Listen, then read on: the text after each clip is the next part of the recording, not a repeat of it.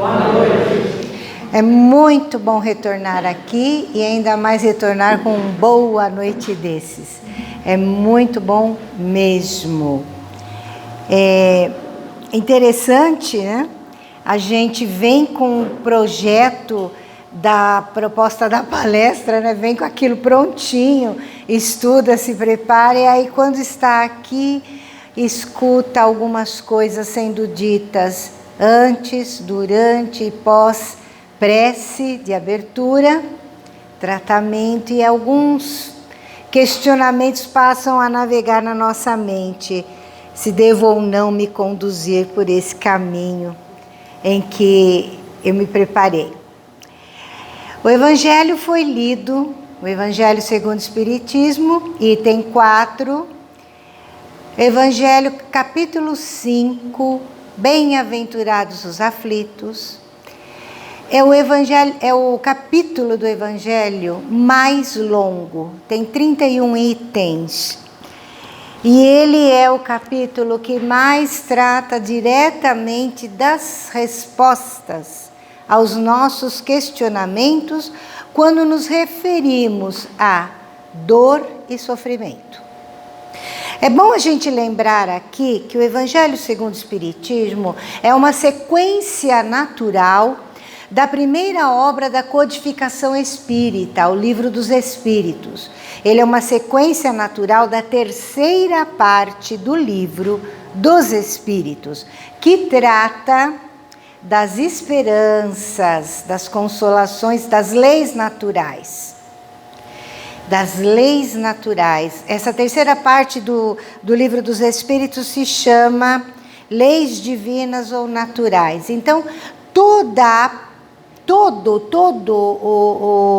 o arcabouço moral da doutrina espírita parte desse livro, como Kardec, o codificador da doutrina, chamou. Ele dividiu o livro em 4 livros, que nós hoje chamamos de 4 partes, e o arcabouço das questões morais acabou seguindo e navegando dentro do Evangelho segundo o Espiritismo. Cada parte, cada livro do Livro dos Espíritos é uma sequência natural de uma das suas obras. A primeira parte vai com a Gênese, a segunda o Livro dos Médiuns, a terceira, como dissemos, o Evangelho segundo o Espiritismo, e a quarta, o livro Céu e Inferno. Por que a gente resolveu abrir por aqui? Porque assim, nossa vida tem muitos porquês. Muitos porquês. Parece que está indo tudo bem, de repente acontece alguma coisa, digo, mas por que aconteceu isso agora comigo? Mas por que comigo e com o outro não? Certa vez, Chico Xavier estava lá acabrunhado, sofrendo, por conta de uma situação que lhe havia acontecido, e aí Emmanuel, seu mentor espiritual, lhe aparece e lhe pergunta: por que está triste, Chico? O senhor sabe, aconteceu isso, e descreve. Aí o Emmanuel fala: tá, e? Ele falou: então, eu estou sofrendo muito, por que isso está acontecendo comigo? Aí Emmanuel responde para ele: e por que não acontecer isso com você? Pode acontecer com todo mundo e com você não? O que você traz de especial diante do restante da humanidade? Em outra situação, o irmão dele havia desencarnado e deixou-lhe, sob os cuidados, um filho que tinha nascido e sofrido paralisia cerebral. E a mãe desse menino desequilibrou-se, a cunhada, e acabou sendo internada num hospital psiquiátrico. Novamente Chico cai em depressão. Que depressão? Chico nunca teve depressão, ele tinha era tristeza. E aí Emmanuel lhe aparece e lhe diz: e Chico, o que você tem? Ele diz: mas você não viu? Aconteceu assim, assim, assim, agora minha cunhada lá, e o meu sobrinho aos meus cuidados. Aí ele fez assim: tá, só me responda, quando foi que você alguma vez se preocupou com aqueles doentes que estão lá no hospital psiquiátrico? Aí o Chico olhou para ele eu nunca me preocupei. Então, está na hora de você começar a se preocupar. Não é porque a sua cunhada está lá, que somente agora você vai reparar que eles precisam de oração, que eles precisam de acolhimento, que eles precisam de outras coisas mais. E aí, quando nós nos questionamos, por quê, eu pergunto de volta para vocês, e por que para vocês não? E por que para mim não? E por que para a equipe de trabalhadores desta casa não? Se estamos todos num mundo de provas e expiações, como disse o Espírito São Luís na mensagem que orienta essas considerações, porque isso que foi lido são considerações de Allan Kardec. Depois começam as instruções dos Espíritos. Antes dele tratar aqui sobre as causas atuais das aflições, ele já tratou no item anterior as causas anteriores às aflições. Mas o que mais pega aqui é a nossa capacidade de, enquanto encarnados, esquecermos que somos espíritos eternos e deixarmos de lado esse pequeno detalhe: eu sou espírito eterno. Na verdade, quando a gente fala eternidade, espírito eterno, vem assim na minha cabeça: eternidade é longe. Não acaba nunca, não chega nunca. Se nós pararmos para pensar, a eternidade se constrói hoje. Ela não se constrói com o passado que eu já vivi, porque já foi, já acabou, não tem o que fazer. Ela se constrói hoje.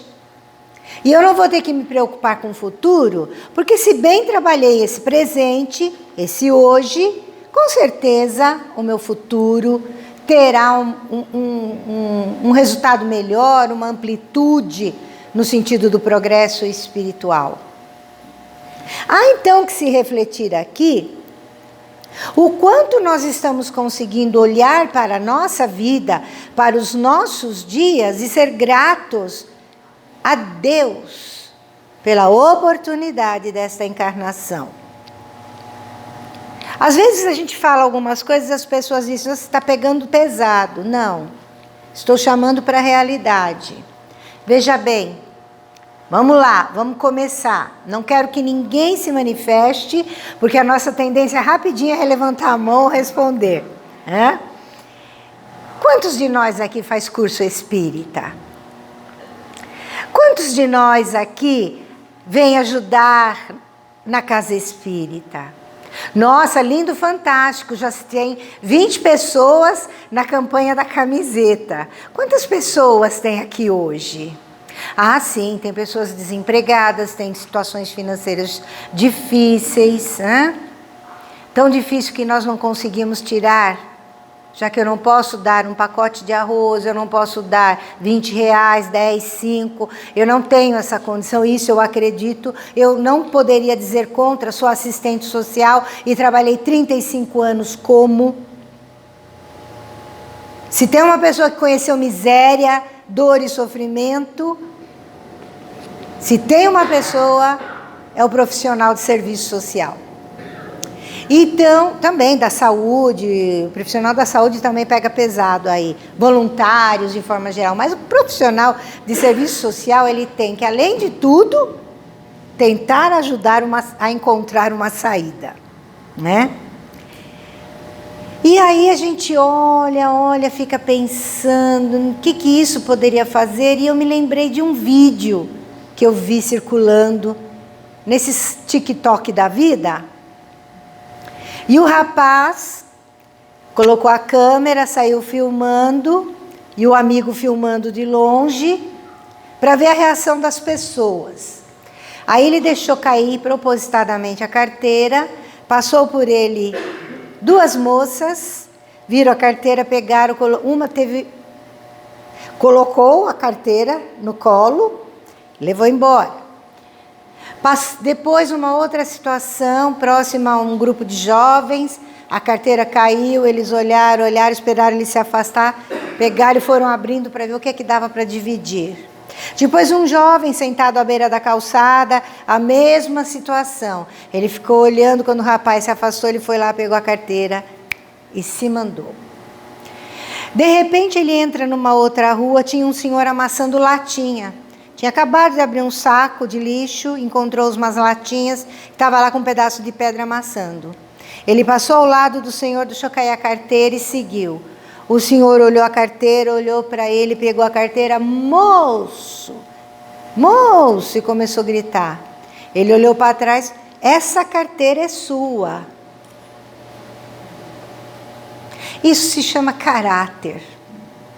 Eu não tenho nada, mas eu não vou ficar com o que não é meu. Eu não tenho nada para doar, mas eu tenho mãos.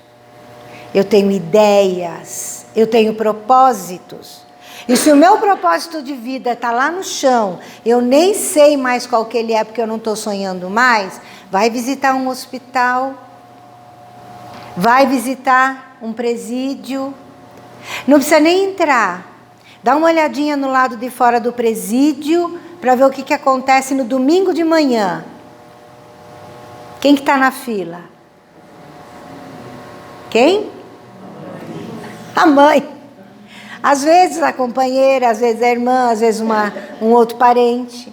Mas 90% é mãe, porque mãe traz em si a naturalidade do amor na mesma proporção, só que, vamos assim dizer, numa intensidade não tão grande, de Deus, do Criador, né?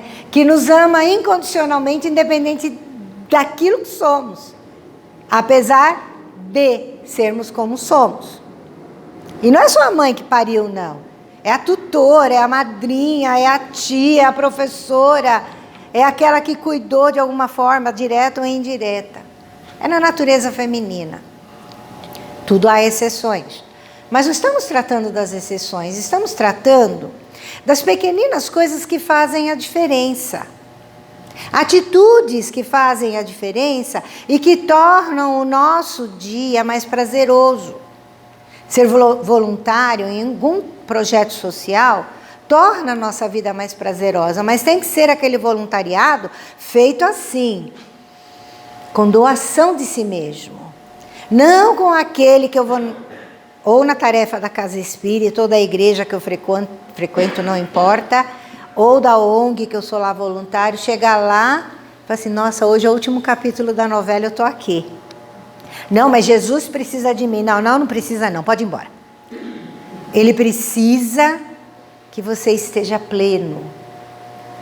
Ah, mas eu podia ajudar se eu ficasse lá. Então ajude sem pensar na novela que está acabando, sem pensar nas coisas que ficaram paradas, na louça que ficou na pia, nas coisas que você não resolveu. É justamente no horário em que eu preciso estar mais tranquilo emocionalmente, que vem tudo na minha cabeça. Isso acontece com pessoas com insônia. Já repararam? Aí não está dormindo, peraí, eu vou fazer um exercício de respiração, já lembrando o Tarcísio aqui. Faz um exercício de respiração em 4 tempos. 4 para inspirar, 4 para expirar, profundamente, enchendo todo o pulmão, soltando todo o ar do pulmão, enchendo pelo abdômen, soltando tudo e percebendo. Se você fizer de qualquer jeito, nossa, não paguei aquele boleto. Nossa, fulano me falou aquilo, eu não respondi. Eu podia ter falado aquilo, por que eu não falei? E aí eu sofro. E fico perguntando quais são as causas atuais dos meus sofrimentos. Eu não estou sofrendo, eu crio sofrimento. Ah, porque meu marido, meu companheiro, minha companheira, meu esposo, minha esposa, meu irmão, minha irmã, enfim. Aquele que tem uma convivência mais mútua comigo, não importa que seja, não faz do jeito que eu quero. Problema teu, porque ele vai fazer do jeito que ele sabe. Ou você não respeita a pessoa que você diz que ama. Porque quem ama não aprisiona, quem ama... liberta, exatamente. Então o outro tem dificuldades, se ele lhe permite adentrar o seu campo íntimo e ajudá-lo, vai fundo. Agora, se ele não quer, deixe-o. A maturidade chega para cada um no momento que tem que chegar. Agora, impor a minha vontade, a minha maneira de ver ao outro, é só arrumar para mim sofrimento. Porque eu vou me frustrar e a partir da frustração eu vou sofrer. Eu poderia dizer aqui, como está aqui nas considerações de Kardec, perfeitas, não há o que contestar, que as causas atuais das nossas aflições estão diretamente ligadas às encarnações passadas. E estão mesmo. E não é uma, são todas, por baixo aqui, nós devemos ter umas 10.000 encarnações. Joana de Ângeles, no livro Vida, Desafio e Soluções, ela diz para nós, logo no começo do livro, que nessas mais variadas experiências encarnatórias que nós passamos dores, dores e sofrimentos, alegrias e realizações que marcam a nossa vida. E essas marcas vão ficando na nossa psique. E conforme a gente vai reencarnando, a gente vai trazendo o que marca mais, tanto bom quanto ruim, tanto alegre quanto triste. E aí quando chega na encarnação atual, que é essa que nós estamos aqui agora vivendo, nessa encarnação atual, eu tenho o quê? Ela fala que eu tenho aqui, no meu psique, como se fosse um mosaico. Sabe aquele tabuleiro que eu estou preparando para colar os caquinhos? Ou os ladrilhos? Ou as moedas? Ou os botões? Não importa, eu estou fazendo um mosaico? Então, ela diz que a nossa psique é assim. Em cada encarnação a gente pega alguns caquinhos e coloca para tentar deixar bonitinho, né? Como a gente compra uma mesa linda, toda preparada de mosaico, é assim que se forma a nossa psique, que dá depois a forma à nossa personalidade e logo ao nosso caráter. Então aí não pode conter fragilidade para eu ficar empurrando de uma encarnação para outra. Tem que conter o contrário, força. Então hoje aqui, ninguém mais pode alegar que não sabe. Todos nós já sabemos. Se amanhã eu continuar gerando expectativas sobre as pessoas, eu continuar me frustrando porque as minhas expectativas não foram atendidas, e eu continuar sofrendo por conta disso tudo que foi falado aqui, lido no Evangelho, de nada adiantou. Não agregou. Em não agregando, eu levo mais uma frustração. Qual é o propósito da minha vida? Evoluir. Sabe por quê? Porque isso aqui não é a minha vida. Eu estou encarnado. Eu sou espírito eterno, vivendo essa experiência terrena. É uma experiência espiritual na Terra, para trabalhar o meu processo evolutivo. E com isso, junto comigo, todos aqueles afetos e desafetos. Então, esse processo que eu estou vivendo agora é existência. Vida é a eterna, é a espiritual.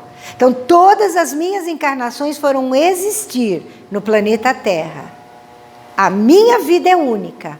É aquela que me foi dada pelo Criador e que habita em mim o tempo inteiro. E que eu não percebo porque eu não quero. Porque eu estou vivendo intensamente as coisas do hoje, do agora, do âmbito material. Não no âmbito espiritual.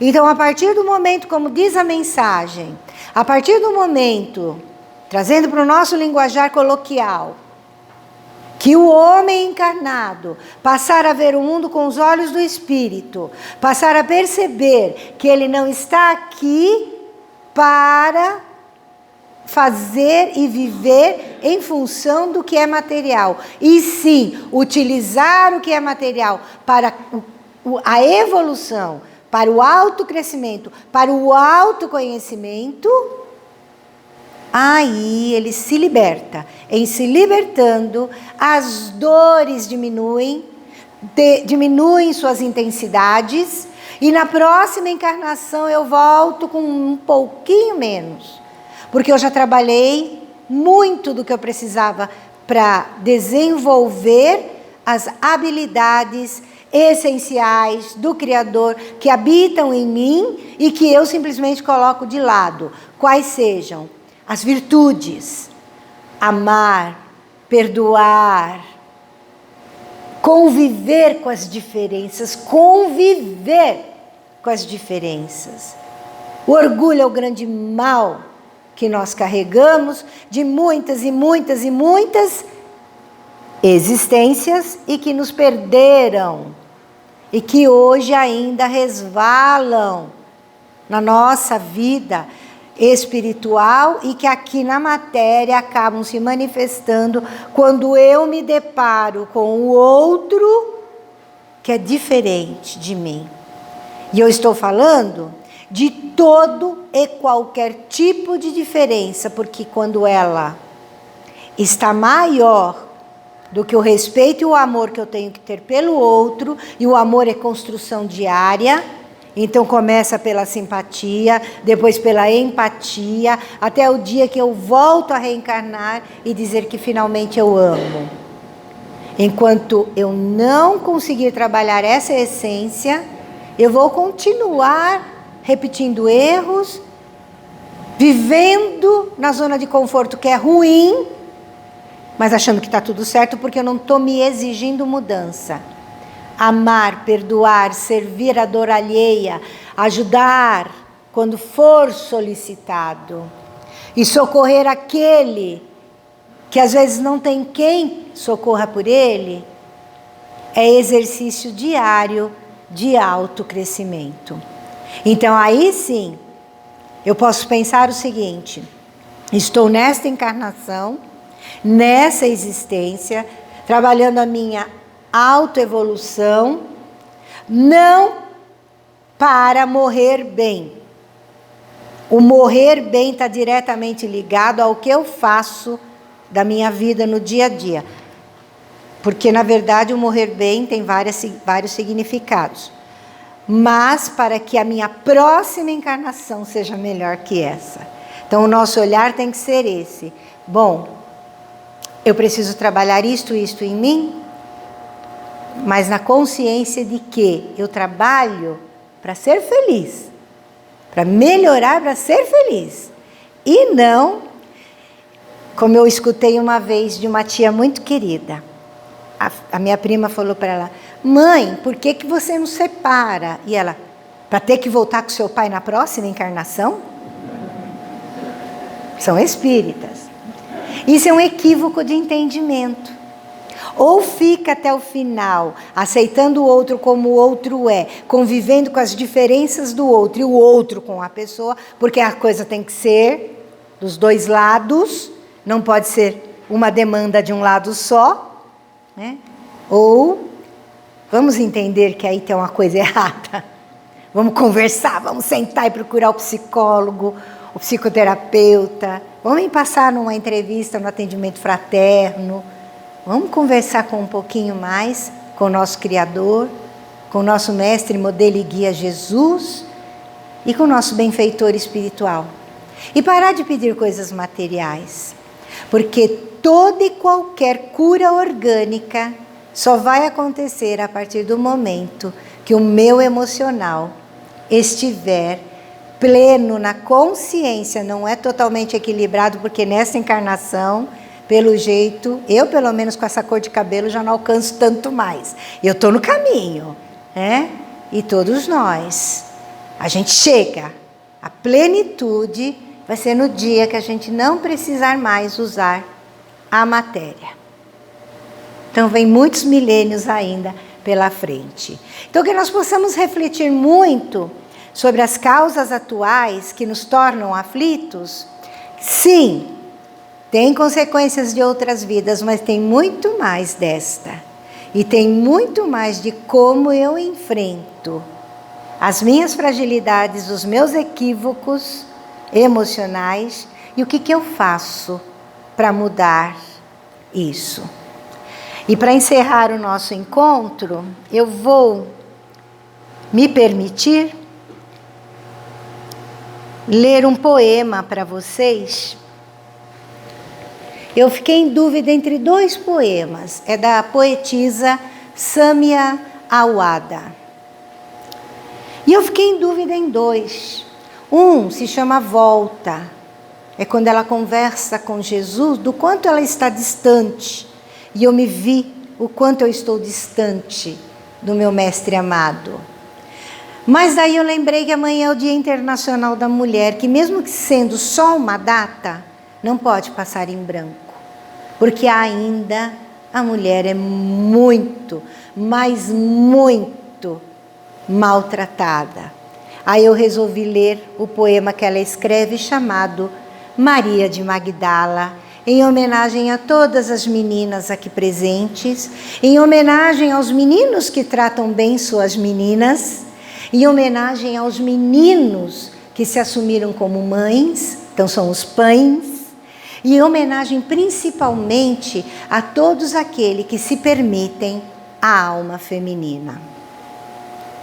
Mísero corpo no abandono estertora, desfigurado em chagas, em fétido odor, mal disfarçando o suplício que demora, bem escondendo a beleza que reinou. Cansados olhos brilham, paz, exalam a força da alma valente que venceu por muito amar. De sua voz, sentida rogativa ecoa, é a saudade que não cansa de o chamar. Vão-me as forças, meu Rabi, onde estás? Traz-me de novo a tua voz, o teu olhar, a mansidão do teu falar que vibra paz, o teu sorrir que me ensinou a me amar. No corpo, em dor, a alma recorda os idos tempos, o lar, os pais, sua beleza e rebeldia, o amor, a fuga, a esperança, o desalento, o luxo, o engano, o doce encontro, a nova vida. Recordo os dias em que em trevas afundei, buscando amores encontrei a solidão. Nessa ilusão de liberdade escravizei-me, vendi por ouro a chave do meu coração. Quando afogada em luxo e não me suportando, segui o som dos que cantavam teu amor. Ó Rabone, achei-te junto ao velho lago e o brilho doce do teu olhar me perdoou. Da gruta escura, da ilusão me resgataste, me devolvendo a verdade de quem sou, me abrindo a vida, a visão da realidade, a porta estreita, a jornada só de amor. Na cama, o corpo morre e a alma enfim liberta. Sob o impulso da saudade que a aflige, busca em Cafarnaum o lago, a praia, a relva, que em tudo lembram o doce mestre, o Rabone.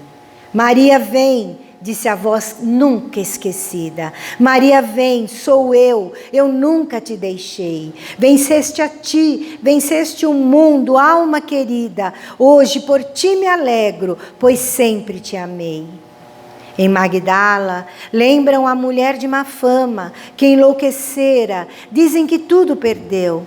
Na eternidade, a redimida acolhe e ama os deserdados que a terra esqueceu.